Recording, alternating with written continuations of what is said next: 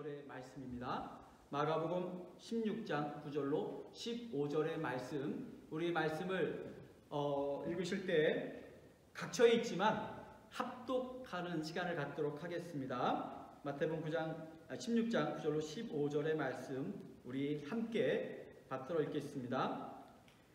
예수께서 안식 후 첫날 이른 아침에 살아나신 후 전에 7 귀신을 쫓아내어 주신 막달라 마리아에게 먼저 보이시니 마리아가 가서 예수와 함께하던 사람들이 슬퍼하며 울고 있는 중에 이 일을 알림해 그들은 예수께서 살아나셨다는 것과 마리아에게 보이셨다는 것을 듣고도 믿지 아니하니라. 그 후에 그들 중 2 사람이 걸어서 시골로 갈 때에 예수께서 다른 모양으로 그들에게 나타나시니 2 사람이 가서 남은 제자들에게 알리었으되 역시 믿지 아니하니라. 그 후에 11 제자가 음식 먹을 때에 예수께서 그들에게 나타나사 그들의 믿음 없는 것과 마음이 완악한 것을 꾸짖으시니 이는 자기가 살아난 것을 본 자들의 말을 믿지 아니하밀러라. 또 이르시되 너희는 온 천하에 다니며 만민에게 복음을 전파하라. 아멘. 오늘 부활주일에 함께 말씀을 나누는 이 시간, 부활의 기쁨과 축복이 우리 가운데 있기를 간절히 축원하고 또 말씀 가운데 주님의 능력을 체험하고 그 능력이 여러분의 것이 되기를 소원하고 그 능력을 가지고 세상에 나갔을 때 승리의 삶이 되는 그 큰 은혜가 있기를 간절히 축원합니다. 하루살이가 있습니다. 하루살이는 하루밖에 못 산다 해서 하루살이라고 하는 별명을 가지고 있지요. 그래서 우화를 보면 하루살이는 내일을 설명을 해도 이해를 할 수가 없다고 합니다. 하루살이는 내일을 경험해 본 적이 없기 때문이죠. 마찬가지로 세상의 많은 사람들은 부활을 믿지 못합니다. 왜냐하면 믿음이 없이는 이해할 수 없고 받아들일 수 없기 때문입니다. 그러나 예수께서는 죽음을 이기시고 3일 만에 부활하셨습니다. 믿으시기를 축원합니다. 그리고 예수님의 부활로 말미암아 하나님의 뜻하심과 하나님의 능력이 믿는 성도들 여러분에게 나타났습니다. 오늘 본문은 예수님께서 부활 후 첫날의 모습을 보여주고 있습니다. 본문을 통해 이 세상과 성도들에게 주시는 메시지, 축복의 메시지를 함께 나누며 은혜를 받고자 합니다. 첫째로 오늘 본문을 보면서 우리가 기억할 것은 갈급한 영혼을 찾으시는 예수님을 여러분이 만나시기를 원합니다. 갈급한 영혼을 찾으시는 예수님. 몇 해 전 한국을 방문할 때 저희 좋은 교회가 섬기는 스리랑카에 하웅원 선교사님이 마침 한국에 방문 중이었습니다. 그래서 연락을 주고받던 길에 아침 하 선교사님이 시간이 된다 해서 저희 공항에서 저희를 픽업하러 오기로 약속이 됐습니다. 스리랑카에서 사역하는 선교사가 캐나다에서 목회하는 유재인 목사를 픽업하는, 대한민국 인천공항에서 픽업하는 그런 묘한 상황이 벌어져 서로 기쁘게 회유하고 차에서 2시간이 넘는 시간 동안 이렇게 이런저런 삶의 얘기, 목회 이야기, 사역의 이야기를 나누면서 그렇게 처가를 향해 달려가고 있었습니다. 가던 중에 하선교사님이 커피 한잔 하자고. 그래서 공항까지 온 것도 고맙고 그래 커피 한잔 하고 맛있는 거 먹어라 해서 그 근처에 있는 카페를 찾아서 맛있는 커피도 그 다음에 와플이라 그러나요? 한국에서는 와플도 너무 이쁘게 나오더라고요. 그런 와플을 같이 먹으면서 이야기가 시작이 됐습니다. 근데 이미 그때가 9시가 넘었어요.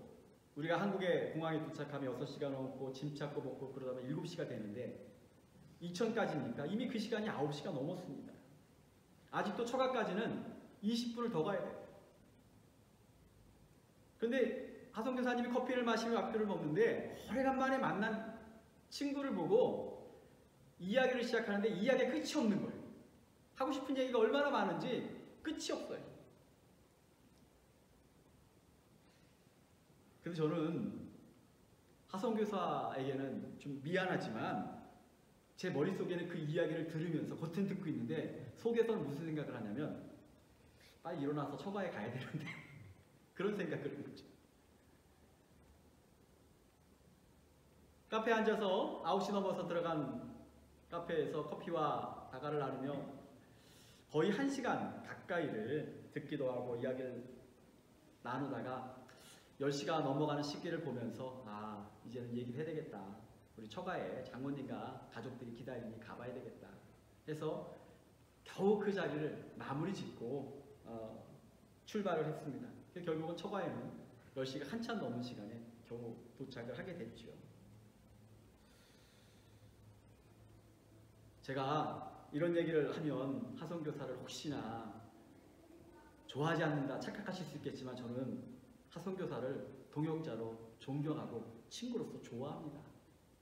스리랑카의 선교사로 파송돼서 20년 가까이 섬기는 그의 사역은 아무나 쉽게 할 수 없는 것이기에 저는 그와 관계를 맺고 가끔 이야기를 주고받고 하는 것을 너무나 좋아합니다.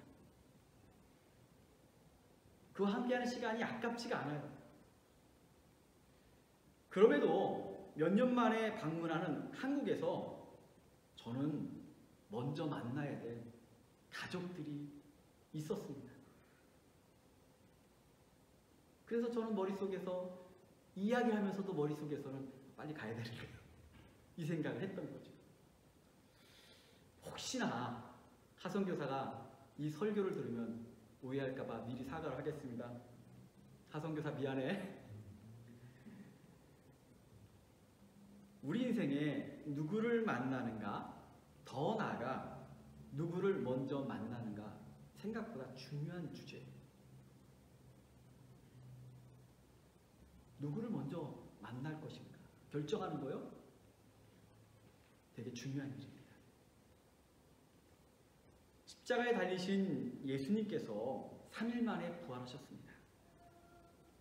그리고 부활 후에 예수님과 함께 했던 사람들을 만나셨는데 여러분들이 상상해 본다면 누구를 가장 먼저 만나시러 가셨을까요? 누구를 가장 먼저 찾으셨을까요? 제 생각에는 12제자들이 1순위였을 것 같아요. 아니면 예수님을 핍박했던 제사장이나 종교 지도자들에게 짠 나타나시면서 야 봐라 너희들이 나를 아무리 핍박해도 난 이렇게 살아났어 하면서 그들에게 당신의 권능을 나타내실 수도 있었을 것이라는 생각을 해봅니다. 그런데 성경은 예수님께서 정말 의의 인물에게 나타나신 것을 기록하고 있습니다. 오늘 읽은 말씀 9절을 보니까 예수께서 안식 후 첫날 이른 아침에 살아나신 후 전에 7 귀신을 쫓아내 주신 막달라 마리에게 먼저 보이시니 본문도 아주 구체적으로 말합니다. 막달라 마리에게 보이셨다고 말하지 않냐고 먼저 프러스트가 됩니다. 막달라 마리아. 많고 많은 사람들 중에 왜 막달라 마리아일까요? 마리아가 어떤 사람인가 생각해 봤습니다. 마리아는요, 예수님을 만나기 전에 그녀의 삶은 의미도 목적도 없이 살던 여인이었습니다. 당연히 꿈도 희망도 없던 인생이었죠. 그것으로 끝나는 것이 아니라 그녀의 삶을 되돌아보면 쾌락의 노예였습니다. 타락한 여인이었습니다. 심지어는요 7 귀신 들렸던 여인이었습니다. 그녀가 어떻게 살았을까 한번 생각해 보세요. 아마 두 눈은 눈빛이 희미했고 흐리멍텅했을 것이고 삶의 의욕도 별로 느껴지지 않았을 겁니다. 지칠 대로 지쳐 있었습니다. 여러 가지 질병 속에 찌들어 있었을 겁니다. 사람 노릇 하지 못해서 가는 곳마다 손가락질을 당했고 욕을 먹었을 겁니다. 그러나 이러한 여인이 예수를 만남으로 완전하게 변화됐죠. 예수님을 만난 그녀는 말씀을 믿었습니다. 주님의 입술을 통해 나오는 그 복음의 메시지를 그 누구보다 강렬하게 사모했습니다. 마귀는 물러났고 죄악에서 해방된 삶을 살았습니다. 삶의 목적이 생겼죠. 삶의 활기가 느껴졌습니다. 그녀는 세상에서 가장 보잘것없는 존재였을 것입니다. 그러나 예수님께는요, 그 여인은 가장 존귀한 존재였던 겁니다. 왜? 예수님 사랑했기 때문에, 예수님 말씀을 사모했기 때문에, 예수님 말씀을 신뢰했기 때문에, 믿었기 때문에 그녀는 예수님 앞에 설 때마다 가장 존귀한 존재였습니다. 12제자도 있고 그 밖에 많은 사람도 있었지만 어쩌면 예수님은 모든 사람이 포기했던 인생, 모든 사람이 손가락질하며 저질렀던 그 인생이 변화된 막달라 마리아에게, 자신을 신뢰하고 따랐던 그 막달라 마리아에게 제일 먼저 나타나셨습니다.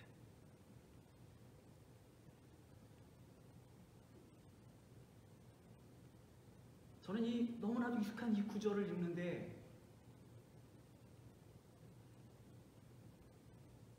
우리 성도들의 모습이 떠올랐어요. 하나님, 이 종이 좋은 교회 목사로 살아오기는 이 막달라 마리아의 간절함이 우리 성도들 마음에 있기를 원합니다.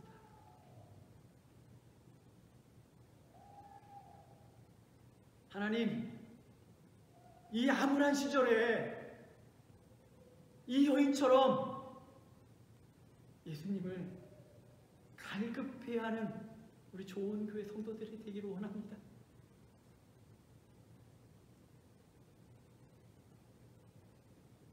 듣는 것들은 모든 것들이 좀 암울하자, 힘겨운데 하나님, 우리 성도들은 당신의 입술을 통해 나오는 그 말씀을 사모해서 이 암울한 세상 속에서도, 이 혼탁한 세상 속에서도 당신에게 들려오는 희망의 메시지를 사모하는 성도 되게 해주세요. 그래서 세상 누구도 돌보지 않았던 여인이었지만 그 여인에게 나타났던 예수님처럼 갈급해하고 사모하고 믿는 우리 좋은 교회 성도들에게 오늘 부활의 주님, 오늘 찾아가 주세요. 부탁해 주세요. 주님을 만나게 해주세요.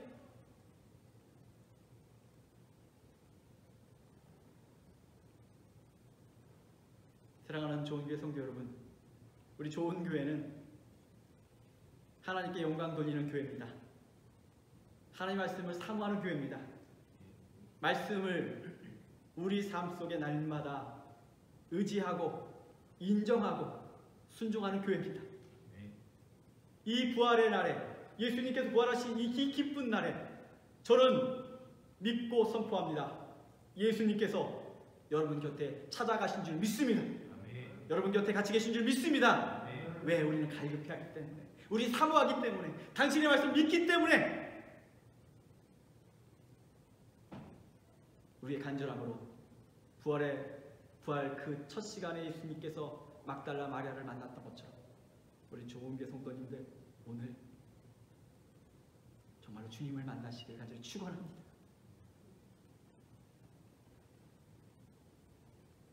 두 번째로 오늘 기억할 축복의 메시지는 부활은 성취의 증거가 된다는 것입니다. 본문의 내용을 보니까 예수님을 만난 막달라 마리아는 예수님 만난 그 소식을 제자들에게 전합니다. 저는 성경을 읽을 때 많이 상상을 합니다. 와, 그 여인이 어떻게 전했을까?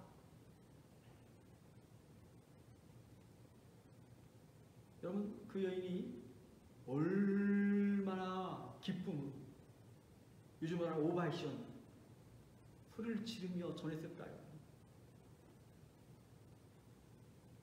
그리고 한편에 그런 생각도 했을 겁니다. 그 여인이 입을 열어 예수의 부활을 증거하면 제자들이 믿었을 거라고 생각했을 거예요. 그런데 전혀 예상치 못한 반응이 나옵니다. 11절 말씀을 보니까 그들은 예수께서 살아나셨다는 것과 마리아에게 보이셨다는 것을 듣고도 믿지 아니하니라.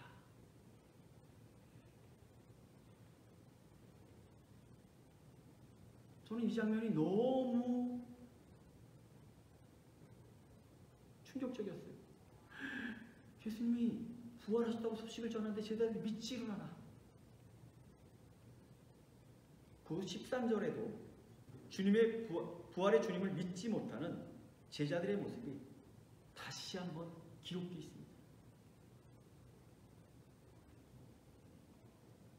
본문이 구체적으로 누구다 표현하고 있지는 않지만 주님의 그 부활을 부정하는 사람들은 사실 예수님의 제자들이었어요. 예수님의 공생애를 함께 했던 사람들입니다. 다시 말하면 그들은 예수님의 능력과 기적을 눈으로 직접 목격했던 사람들입니다. 중풍병자를 고치시고 갈릴리 바다를 잠재우시고 들판에서 5,000명, 7,000명을 먹이시고도 그 많은 음식을 남기셨던 예수님, 그 놀라운 일들을 눈으로 직접 봤던 사람들입니다. 그런데 그들이 안 믿고 있는 겁니다. 왜일까요? 그들은 믿는 만큼만 믿기 때문이에요. 병을 고치는 예수님? 인정합니다. 보잘것없는 음식으로 5,000명을 먹이셨던 예수님? 인정합니다. 바다를 잠재우시는 예수님? 인정합니다. 근데 그들의 믿음은 거기까지였다.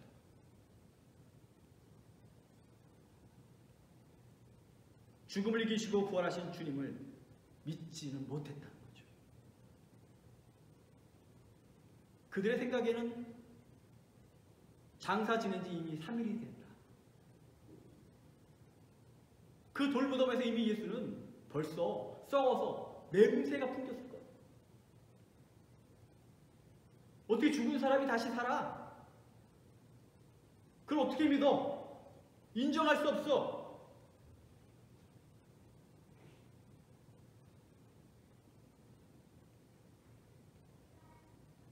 오늘 시간 성경을 보면 왜 그들은 못 믿지라고 반문할 수 있는데 우리에게 적용해 본다면 우리 신앙의 약점이 바로 여기에 있다는 거예요.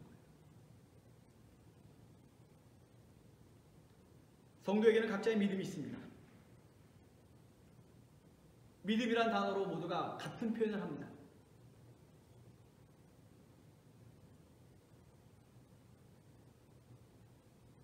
그럼에도 불구하고 각자에게 나타나는 믿음의 증거들이 다를 때가 많아요. 왜 그런지 아십니까? 믿음이란 단어는 같을 수 있고 표현은 같을 수 있는데 각자의 믿는 게 다를 수 있다. 믿는 만큼만 믿는 거죠.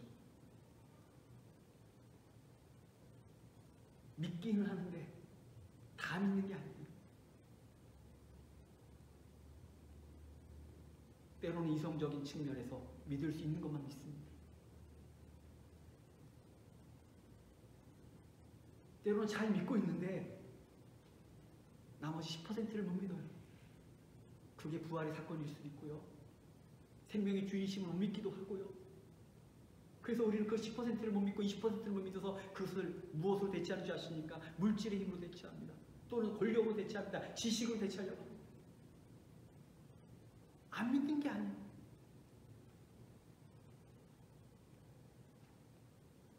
예수님의 제자들이 3년을 예수님과 같이 보냈습니다. 그들이 두 눈으로 봤던 기적을 어떻게 부정할 수 있어요? 그들은 알아요. 인정합니다.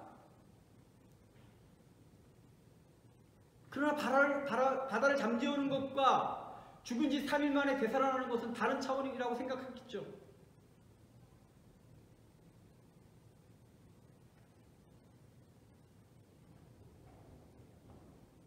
우리는 상상할 수 없었던 문제들 앞에 놓여 있습니다.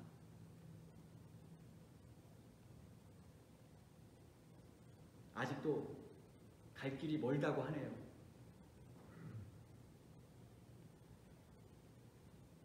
사회적 거리두기가 언제 끝날지 모르겠습니다.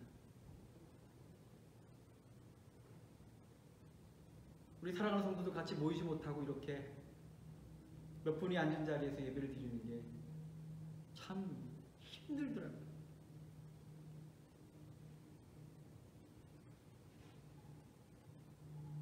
산책을 하면서 우리 성도님 중에 한 분을 지나가는 길이어서 잠깐 얼굴을 뵀는데 자연스럽게 거리를 이만큼 뛰고 얘기를 잠깐 나누는데 오랜만에 만난 반가움도 있지만 이게 뭐지? 이런 느낌들.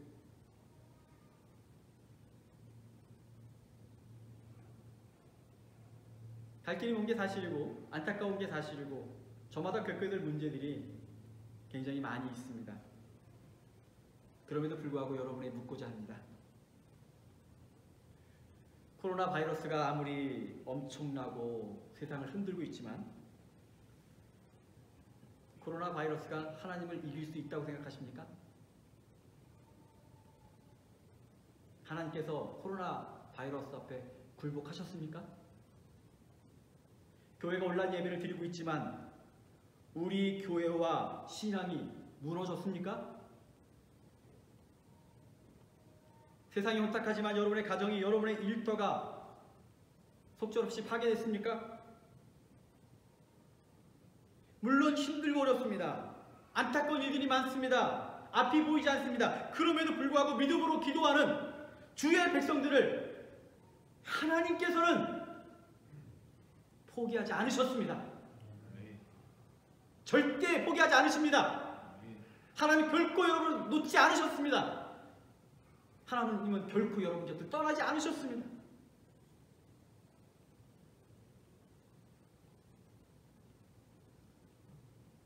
우리는 우리를 향한 문제보다 더 큰 하나님을 바라볼 수 있는 믿음이 여러분 가운데 있기를 축원합니다.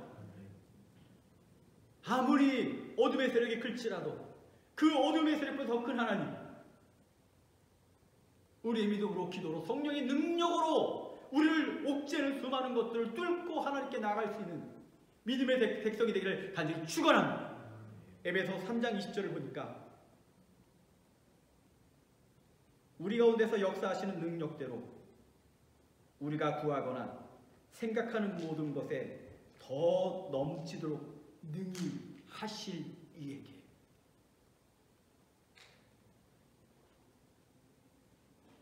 여러분의 믿음이 90에 머물지 않기를 원합니다. 100이 되기를 간절히 축원합니다. 차고 넘치기를 간절히 축원합니다. 우리 생각 이상으로 역사하실 주님의 능력을 신뢰하는 여러분 되시기를 축원합니다. 하나님 우리 곁에 계십니다. 우리의 기도를 듣고 계십니다. 우리를 위해 역사하실 준비를 하고 계십니다. 문제는 간절합니다. 믿느냐의 문제.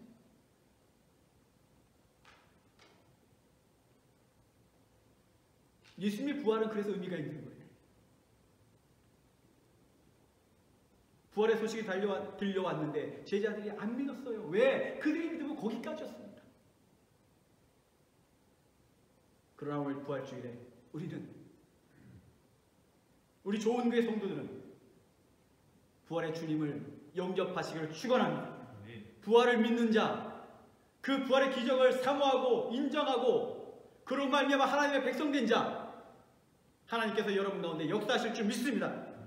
마태복음 7장에 보니까 구하라 그리하면 너에게 주실 것이요, 찾으라 그리하면 찾아낼 것이요, 문을 두드리라 그리하면 너에게 열릴 것이니 구하는 이마다 받을 것이요 찾는 이는 찾아낼 것이요 두드리는 이에게는 열릴 것이니라. 아멘.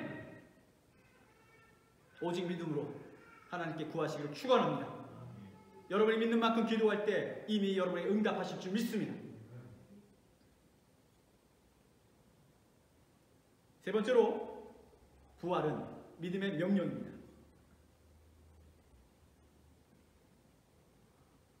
예수께서 그 제자들을 찾아가 말씀하십니다.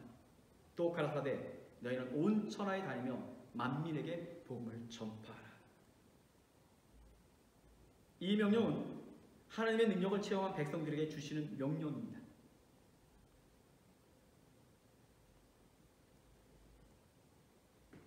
오늘 부활을 믿는 자에게 저는 분명히 믿습니다. 하나님께서 힘과 능력을 주실 줄 믿습니다. 여러분 한번 생각해 보십시오. 아이들을 키울 때 아이들에게 뭐 해? 라고 부모가 말할 때는요, 그냥 하지 않아요. 내가 힘이 될게, 너를 응원할게, 필요 있으면 말해.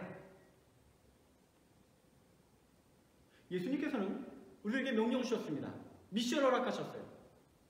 그러나 미션과 더불어 함께 부여되는 하나님의 동행하심과 하나님의 능력을 믿는 여러분 되시기를 축원합니다. 이게 중요해요. 우리가 살아가는 세상이 결코 혼자가 아니에요. 우리가 살아가는 믿음의 세상이, 세월이, 이 시간이 결코 냅두는 시간이 아닙니다. 예수님 말씀과 믿음 속에는 항상 부여되는 동일한 은혜가 있는데, 내가 너와 함께 하리라.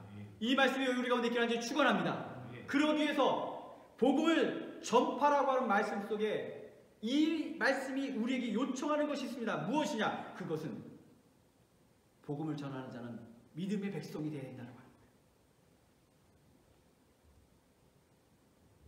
만약에 믿음이 없이 복음을 전파한다면 그런 사람은 뭐라고 할까요? 믿음도 없이 말하는 사람, 은혜도 없이 말하는 사람, 거짓 사도, 다른 말로 말하면 사기꾼.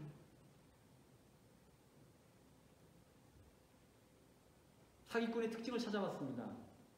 어떤 사람은 7가지 특징이 있고 어떤 사람은 15가지 특징을 분별해놨죠. 사기꾼의 특징이 뭔지 아십니까? 목소리가 크다.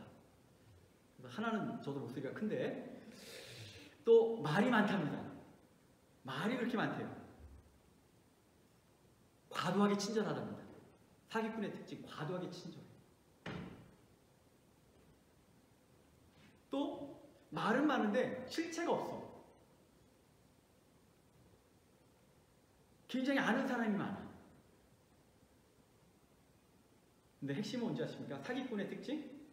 정작 자기는 안 믿어. 복음을 전파하는데 우리가 믿지 않고 복음을 전파한다면 그 사람 사기꾼인 거예요. 여러분, 이런 얘기 조심스럽지만 제가 사기꾼입니까? 저 사기꾼 아니에요.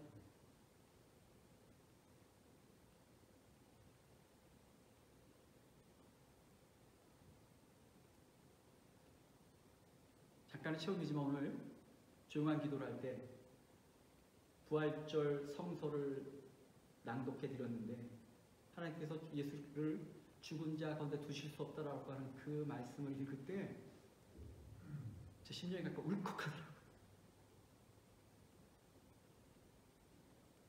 하나님께서 우리를 아픔 속에 두실 수 없어요. 하나님께서 우리를요, 믿는 자들을 고통 속에 두실 수 없어요. 죄악 속에 두실 수가 없어요. 사망의 불사 아래 두실 수가 없어요. 그래서 예수를 이 땅에 보내신 거고 부활로서 우리에게 증명하신 거 믿으십니까?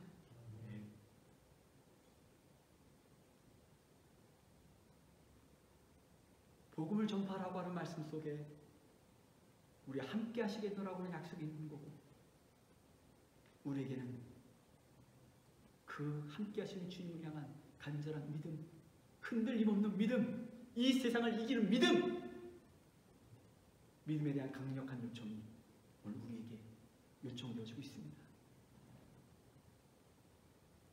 오늘 부활의 이날 우리는 사명을 받은 복되고 귀한 자입니다. 오늘 믿음으로 우리의 삶이 부활의 주님을 증거하는 삶 되기를 축원합니다. 어둠이 짙을수록 빛이 밝아요. 세상이 암울한 이 시대, 혼탁한 이 시대, 여러분은 숨길 수 없는 등불과 같은 존재가 되기를 간절히 축원합니다. 왜? 부활의 주님을 믿기, 그 주님이 우리와 함께 하시기. 이 믿음을 가진 좋은 교회 성도들, 이 시절을 이기고 이 시절이 끝난 후에 하나님의 놀랍고 전능하심을 고백하고 간증할 수 있기를 원합니다. 우리 삶 속에 함께 하시는 하나님, 역사하시는 하나님, 그분의 임재가 부활의 주님이 우리 좋은 교회 모든 성도들 삶 속에 힘이 임재하기를 축원드립니다. 기도하겠습니다. 아버지 하나님 감사합니다. 우리가 무엇이 간데 부활로서 우리에게 생명의 증거가 되셨고 기적의 주인공이 되셨고 하나님의 능력을 우리에게 보이심으로 우리가 이 혼탁한 시대에도 희망을 갖게 하시니 감사를 드립니다. 주여, 우리 좋은 교회 모든 성도들 마음속에 믿음을 더하여 주옵소서. 온전한 믿음을 허락하여 주옵소서. 전능하신 하나님 믿는 믿음을 허락하여 주옵소서. 죽음마저 이기신 예수 그리스도를 향한 그 부활의 믿음을 저들 마음속에 충만히 허락하여 주옵소서. 그런 말미암아 세상은 우리를 누르지만 믿음의 힘으로 세상을 극복하는 자 되게 하여 주시옵시고, 세상은 우리를 힘들게 하지만 오히려 우리 입술 속에는 감사, 찬양이 넘치는 좋은 교회 성도들에게 역사하여 주옵소서. 부활의 신앙으로 희망의 존재가 되기를 원합니다. 부활의 신앙으로 승리의 존재가 되기를 원합니다. 부활의 신앙으로 이 땅에 구별받은 자의 삶 살게 인도하여 주옵소서. 이 모든 말씀 예수 그리스도의 이름으로 기도드렸사옵나이다. 아멘.